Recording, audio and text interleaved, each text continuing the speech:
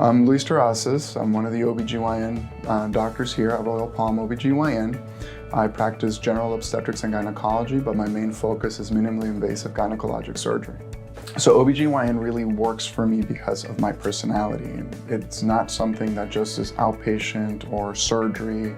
It involves inpatient, outpatient care, labor and delivery, and surgery. And that, for my personality, really fits it. It's a very dynamic specialty. I like to stay on top of the most current surgical procedures being performed to be able to provide my patients a broad spectrum of minimally invasive surgical procedures. I do anything from standard laparoscopy, single-site laparoscopy, percutaneous laparoscopy, hand-assisted laparoscopy, robotic surgery. So essentially, I try to provide the patient the best surgical approach for their surgical condition. Minimally invasive surgery is and should always be the gold standard for all women with benign conditions.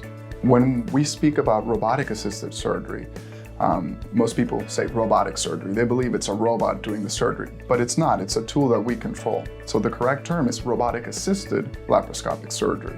So when we're doing the surgery, the robot is what's next to the patient. However, the person that controls the robot is a surgeon. So I approach my patients in the same essential way each and every time. I like to give a significant amount of information, and I speak to them in a language and in vocabulary that they're going to understand. So if I have a patient who happens to be a physician, I will use that language. If I have a patient who is not in the field, I will use a language that I know they will understand. Because at the end of the day, I really need to make sure that they know exactly what it is we're talking about, because I want them to make the decision about what it is that we're going to do, rather than me telling them, this is what I think is the best option.